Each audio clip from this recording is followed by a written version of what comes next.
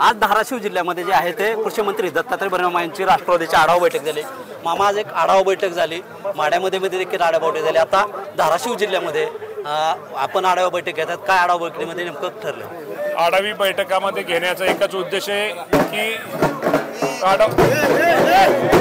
आढावा बैठकीमध्ये प्रत्येक तालुक्यामध्ये या जिल्ह्यामध्ये कार्यकर्त्यांचं मत काय आहे, त्या कार्यकर्त्यांचं प्रत्येक विभागात ही निवडणूक जिल्हा परिषदेची, पंचायत समितीची, नगरपालिकेची, नगरपंचायतीची याला निवडणुकीला पक्षाने कसं सामोरं गेलं पाहिजे ह्या भावना ऐकण्यासाठी आज मी स्वतः इथं आलो होतो आणि संपूर्ण कार्यकर्त्यांच्या बऱ्याचशा भावना काही लोकांच्या जाणल्या, काही लोकांनी मला लेखी निवेदन दिली आणि या सगळ्या भावनांचा अहवाल विक्रमजी काळे आणि इथल्या जिल्ह्यातले सगळे प्रमुख नेते आम्ही सगळेजण आदरणीय पक्षाकडे देऊ आणि या बाबतीमध्ये आमचं सरकार हे महायुतीचं सरकार आहे। आता सरकार ह्यातल्या ह्याच्या सगळ्या कार्यकर्त्यांच्या भावना अशा आहेत की निवडणुका स्वतःच्या स्वभावावर लढवा, जरी कार्यकर्त्याची मागणी जरी असली की ह्या निवडणुका स्वभावावर लढवा, तरी या बाबतीमध्ये आम्ही सगळेजण महायुतीमध्ये सरकारमध्ये आहोत।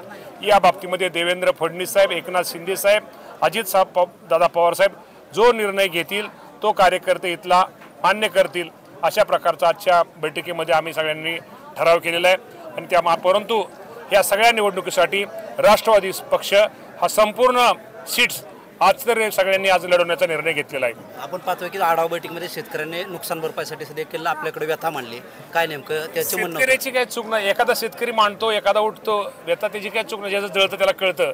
खरं तर आपल्या जिल्ह्यामध्ये अतिवृष्टी थोडी सप्टेंबर महिन्यामध्ये झालेलं आहे, नुकसान शेतकऱ्याला भरपाईची रक्कम थोडा उशीर झालेला आहे, परंतु साधारणतः 522 कोटी रुपयाचे GR हे निघालेले आहेत। अजून थोडंफार जे काही शिल्लक काम जे राहिलेलं आहे आणि अजून वाढीवचे जे पैसे आहेत ते लवकरात लवकर दिले जातील।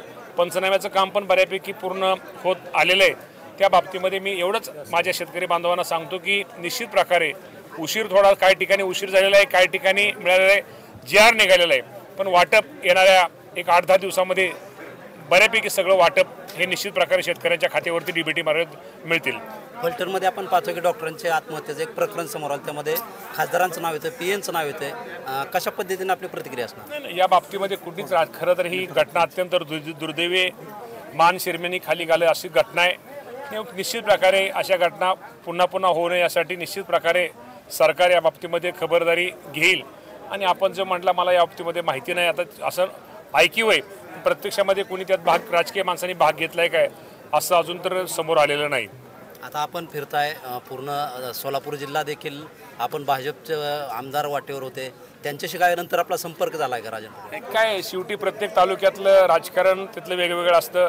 समजा मी आमदार असलो, मी एखादा माजी आमदार असतो, माझ्या आमदाराला वाटतं आता माझं ऐकणं आमदारांचं जास्त ऐकलं जातं, तर माझे स्वतःचं अस्तित्व टिकवण्यासाठी त्यावेळेस असे निर्णय कदाचित त्या लोकांनी घेतले असावेत, अजून कुठला निर्णय घेतलेले नाहीत, परंतु तिथं कोणाचं जरी मी केलं तरी प्रत्येक स्थानिक परिस्थितीनुसार ते कार्यकर्ते निर्णय घेत असतात। निर्णयाचं स्वातंत्र्य, त्यामध्ये त्यांना कोणाला वाईट म्हणणं किंवा काय म्हणणं, प्रत्येकजणाला पक्ष वाढवायचा आहे त्या बाबतीमध्ये त्यांचा निर्णय ते ठीक आहे, पण त्यांना आम्ही शेवटपर्यंत सांगण्याचा प्रयत्न करू।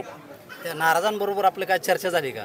आमची चर्चा तर आहेच, पण काही जणांच्या बाबतीमध्ये त्यांनी आज सांगितलं की आमचे 3-4 महिन्यापूर्वीच आमचे निर्णय काही लोकांचे झालेले आहेत। नक्कीच या ठिकाणी पोहते जे भरणे मामा होते त्यांनी जे आहे त्या आज शेतकऱ्यांची आढावा बैठक आहे, ती बैठक घेतल्यानंतर जे आहे ते वेगळ्या विषयांवरती प्रतिक्रिया आहे ती यावेळी बोलताना दिली आहे। शीतलकुमार मोठे, TV9 मराठी, धाराशिव।